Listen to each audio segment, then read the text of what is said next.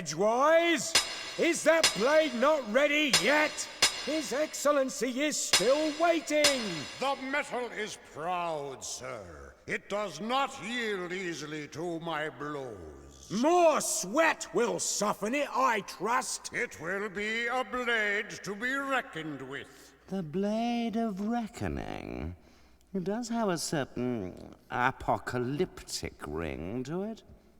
I trust I will not be kept waiting much longer. Good metal rewards patience, Exalted One. And our client rewards quick service. Now pound!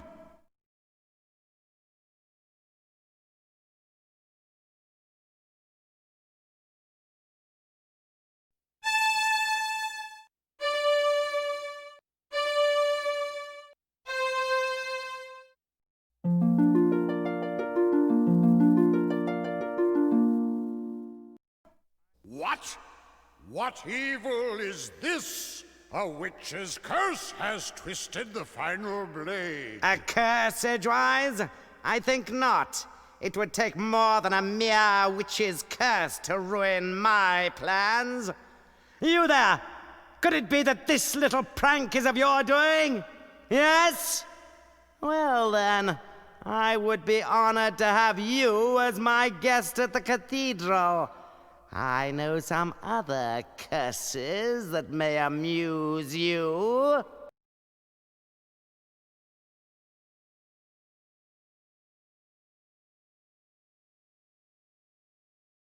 I'm getting really tired of this. Allow me to introduce myself. I am Bishop Mandible, trans-ultimate apostle of the anti-secular conclave of clerics. I know. Am I expected to kneel? Silence, you impudent punk! This is my assistant, Cobb. Charmed, I'm sure. And you require no introduction. Your cloak and staff betray your origins. But I must say I'm surprised to find you here. It's been quite a long time since any weaver bothered to leave that dreary little rock you call home. Loom. So provincial. I can't help but wonder what impelled you to leave it now. His Excellency asked you a question. I know. I'm ignoring it. Ah, recalcitrance. I see. Shall I fetch the instruments of persuasion, Master? Please forgive my assistant his eagerness. I fear Cobb is not very worldly. He does not understand the dangerous power of a weaver.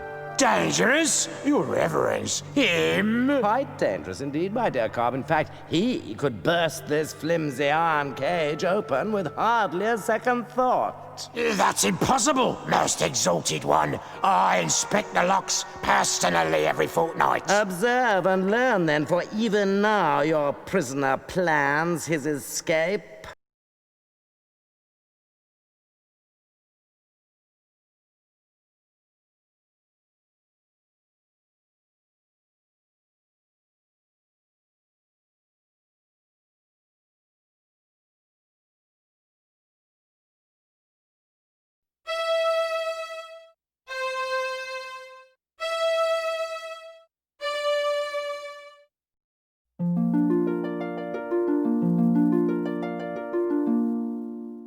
You see, Cobb? An elusive breed, these weavers. Fortunately, however, they're quite helpless without their weaving sticks. That distaff will never work for you. Oh, no, my young friend, you're quite wrong about that. Come, let me show you why. Consider the common graveyard. There, the boundary between the living and the dead is indistinct. Every graveyard's like that, so? Now, imagine what might happen if this delicate boundary were to be somehow breached. Torn open, so to speak. It's not that simple. You can't just rip the pattern apart like an old rag. But it is that simple, my boy, and I can. I have only to lift this rod, and the legions of the dead will stream forth onto the plane of the living. A vast army of the dead, nourished by the shepherd's flocks, armed by the artisanship of the blacksmiths, guided by the glassmaker's sphere. All under the spiritual leadership of one supreme commander, me! The final hour is now at hand.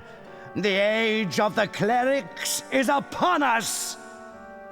I have preparations to attend to, Cobb. Don't let this boy out of your sight. He is to touch nothing. Do you understand me? Perfectly, Your Excellence. Lord Mandible, ruler of the universe. I do like the sound of it. I'll have to change my stationery. You're not so dangerous now, then, are you?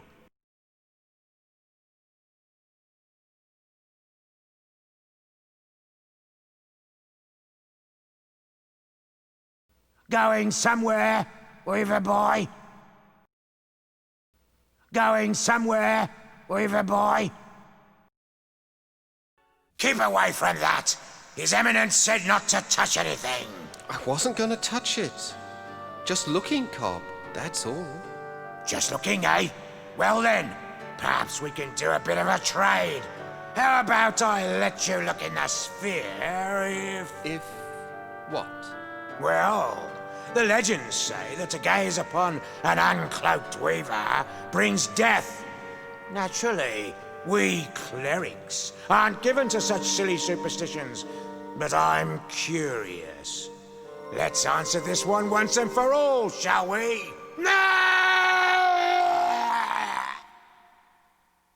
May we have some quiet, please? I can't even begin to invoke the dead with all that screaming. Well, he can't say he wasn't warned.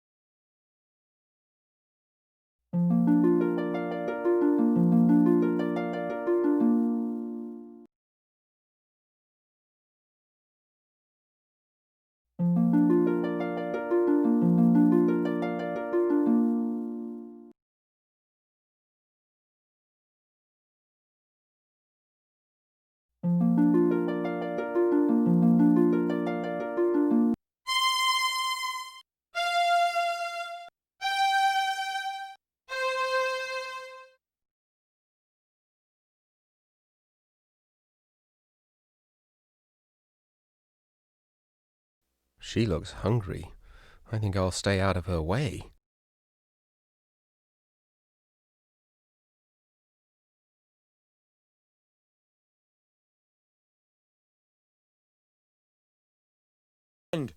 I see Cobb has been lax in his duty. No matter. You're just in time to witness the dawn of a new era. You don't have the slightest idea of what you're doing.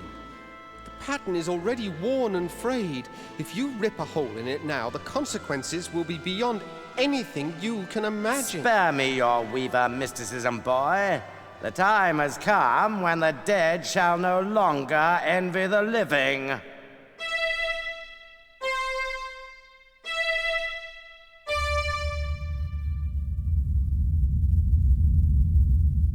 You've torn the pattern completely open. And with it, the eyes of the dead.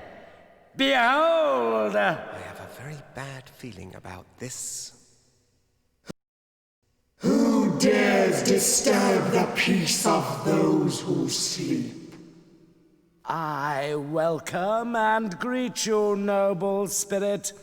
I am Bishop Mandible, Transultimate Apostle of the Anti-Secular Conclave of Clerics. And whom have I the honor of summoning? I don't think I want to be part of this conversation. No one obeyed any summoning of yours, foolish mortal. I have summoned you. I am Chaos. You have merely opened the door, and I have passed through it. For this, you shall be rewarded. Join me now, as my slave.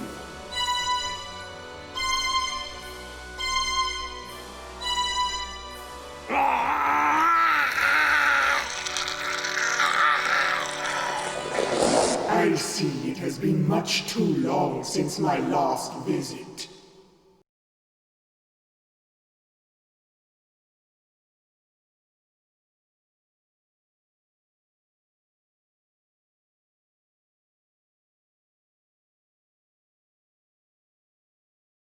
I can't seem to hold on to this thing.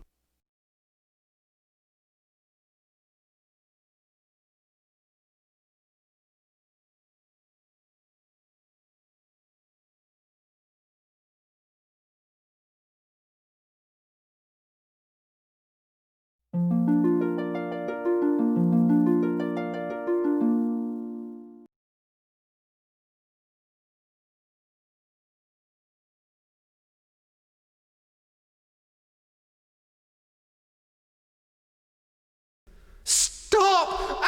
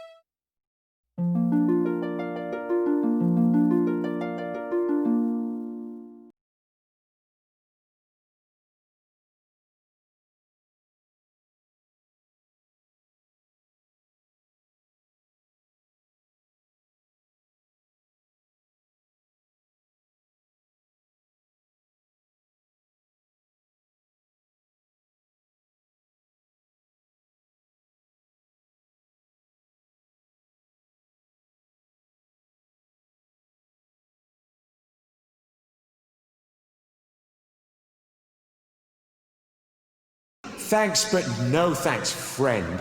It was you and your stupid stick that got me into this mess. Rusty? Is that you? You don't look at all well. I'm not well. Actually, I'm dead. I don't know what to say. You don't have to say a thing. What do I matter? I'm just another one of the dead. Oh, Rusty, I feel terrible. I And didn't know. that's not even the end of it. I go outside to wait for doomsday, like a good little ghost see. But no sooner do I get settled again, but some stupid idiot shreds the universe apart and hauls us all back inside. There are a lot of very unhappy dead wandering around here, let me tell you. I know. I was there when it happened. I might have known this was all your fault. No, it wasn't me. The bishop managed this one all on his own. Yeah? Well, there's going to be hell to pay, literally.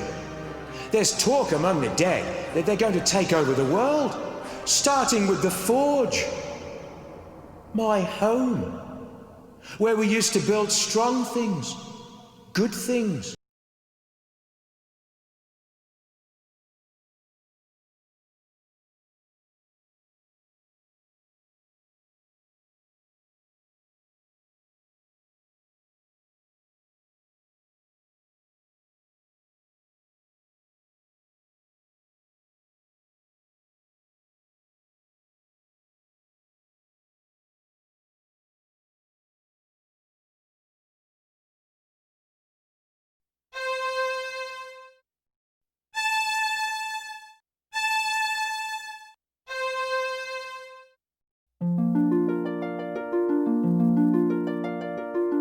You did it. You brought me back. It is what you wanted, isn't it? Believe me, being alive is a lot more fun than being dead. But how did you do it? Well, healing your body was easy. You're alive because the pattern is torn and your soul was free to return to this side. Well, I must go, Bobbin. I've got to know what happened to the rest of my guild. And I must do the same. Good luck, Rusty. And be careful. Good fortune to you too, my friend.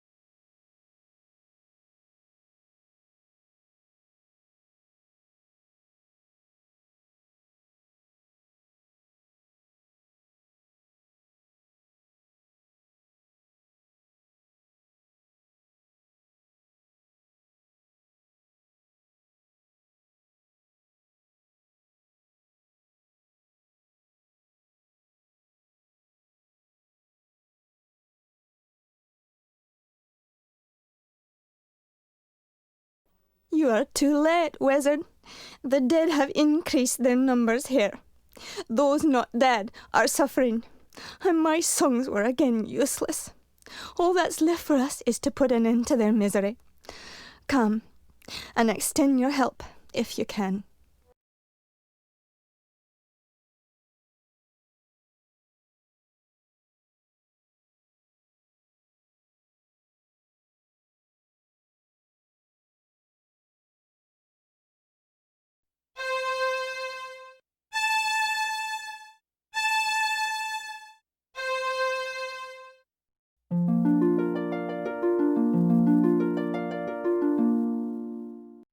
Fleece, what became of us? I was just walking among legions of dead. You were saved by the mercy of yonder boy. We have not had the chance to thank you properly, wizard. But our memories are long, and we will not forget you soon. Hail and farewell. Come along now, before the dead ones return to the harvest.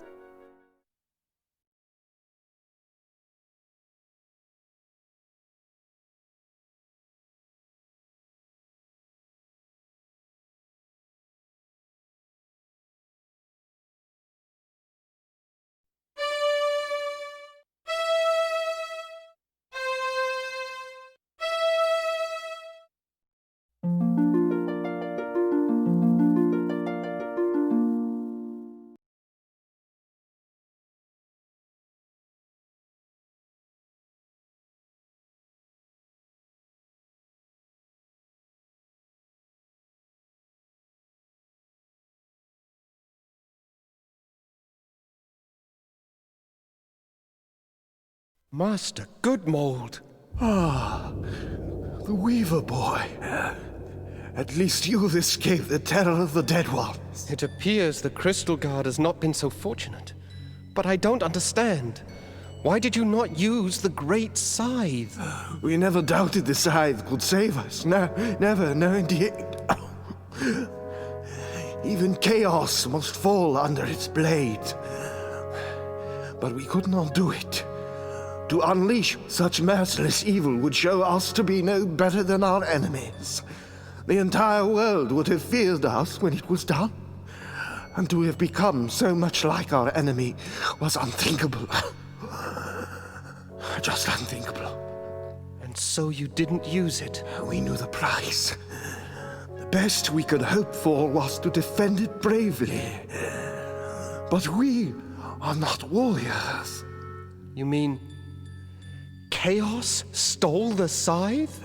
We did what we could, but it was not enough. Remember us, my young friend. Tell the word that we fought with courage and chose death with clarity above all else.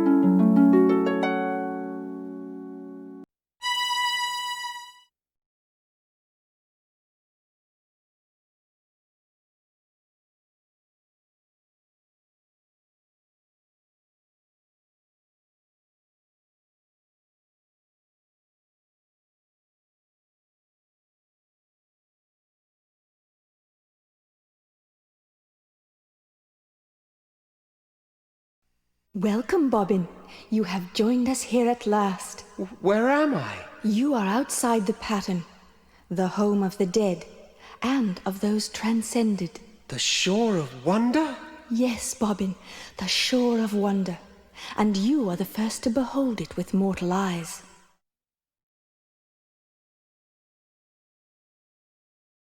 Your journey has been long, and you must have many questions. You're the swan that appeared each year on my birthday, aren't you? You saw me clearly then. I was never sure, but those visits meant so much. My only chance to watch you grow. You see, the elders forbade me to set foot on Loom Island just after you were born. I thought you came to visit me, but I never quite believed it.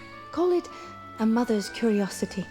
For indeed, Loom child, that is who I am. My mother is a swan? Indeed. In mortal life, however, I was Lady Signa Threadbare, banished by the elders 17 long years ago for drawing an unforeseen infant out of the loom. How I've longed to know you, and you to know me, my son. Liar. That's just not true. My mother is buried in the weaver's graveyard. Dear Hetchel, she and the elders put that stone there so you wouldn't ask too many questions. Hetchel vowed to protect you forever, Bobbin. She is my dearest friend, and she loves you very much. But I fear her love has driven her to recklessness. What do you mean? Where is she?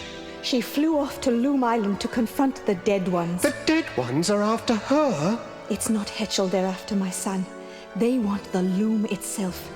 If Chaos masters its secrets, the pattern will be hers to control. Hetchel plans to destroy the loom if Chaos doesn't consume her first. No, I've got to go back there, now! You won't get far in that direction. The loom lies beyond the lake. No, you must try a more subtle strategy. Oh. What do you propose? The dead ones move between the holes your bishop friend rent in the pattern.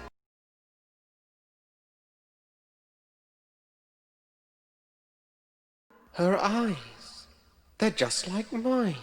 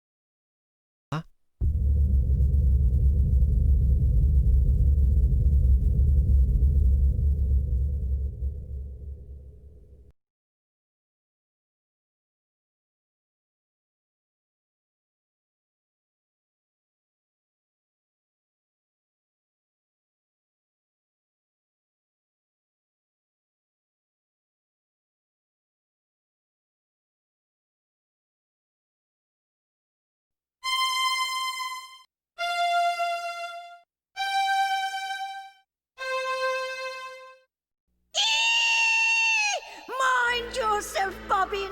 Get your distaff ready. You must unmake the loom now before Chaos takes control. What? How? I don't know what draft to use. Birds and children have no business wielding such power. Weavers are the only ones who do have the right to use this power. Destiny has blessed you, young Threadbare. For you alone will live on to pass your guild secrets to others more worthy of them. I invite you to serve my new empire as advisor. Me? You? Advisor? Of course, I will expect your full cooperation in this historic exchange of goodwill. After all, anything else may bring harm to our relationship. Don't listen to her, Bobbin. Heed me now. Here are the threads that will unmake the loom. Silence.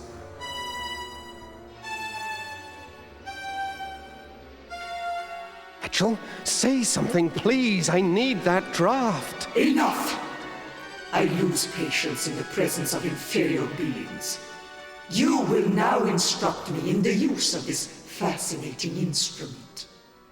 Over my dead body. Preference noted.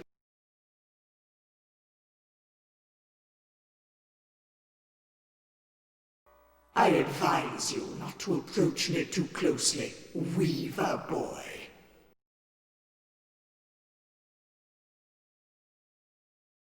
A beak moves, but there's nothing, not a sound.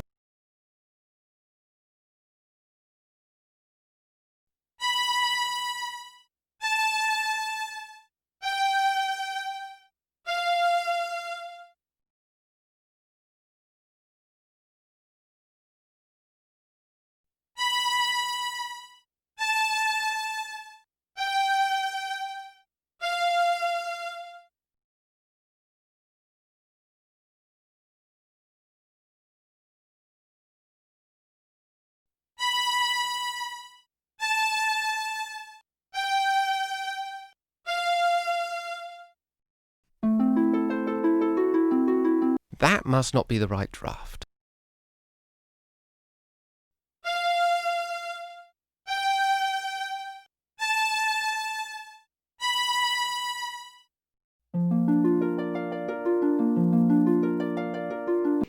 Oh, thank goodness. Now, Bobbin, quickly! The threads you need are... Ducks are meant to be eaten, not heard.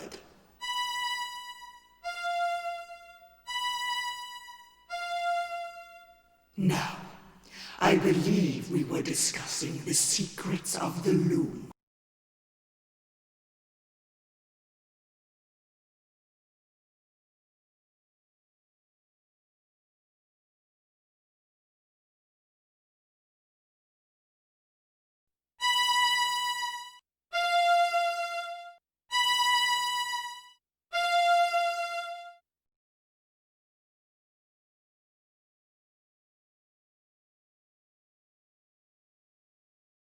That's...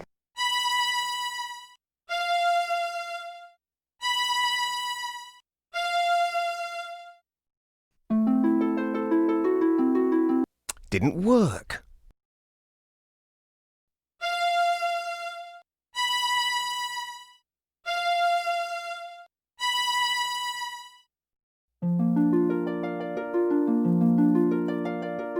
Close your eyes now, Bobbin.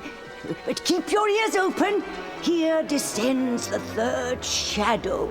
That bird has annoyed me once too often.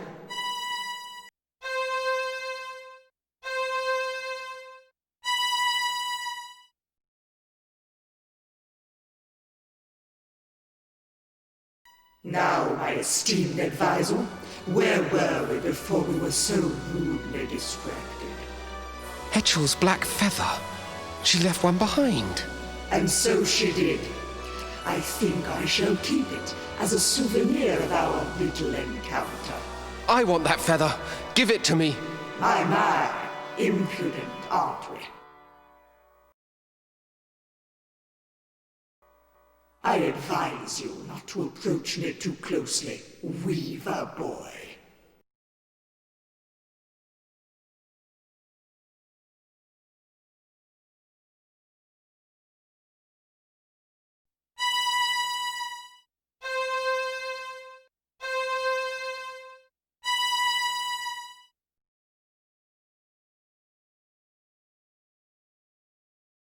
I advise you not to approach me too closely, Weaver boy.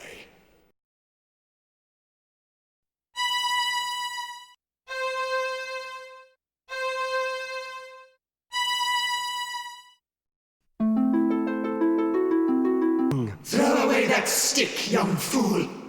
Your Weaver magic can't begin to touch me.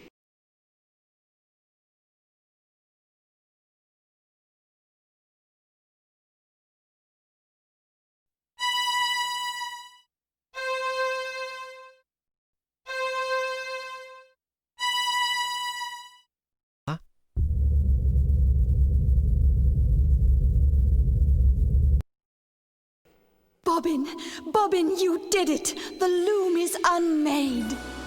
You ignorant fools! Do you comprehend what you have done? None of us can pass across this rift your weaver mischief has so blindly created. Your pious meddling has brought the end of my dream.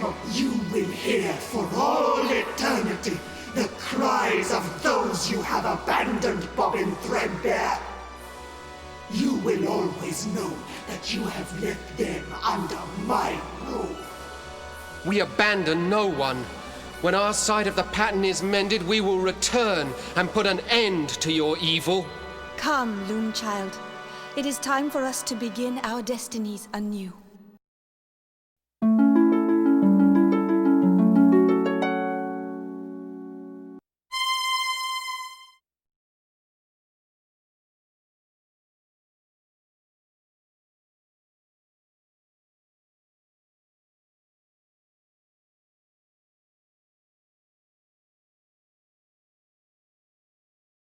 Leaving so soon, Weaver?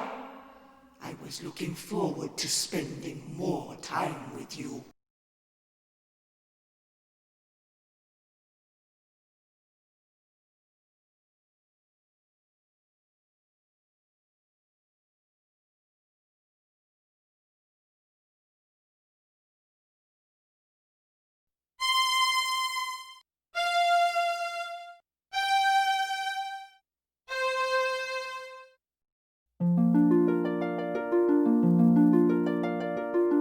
Fly away while you can, young Threadbare, and know that we will most assuredly meet again.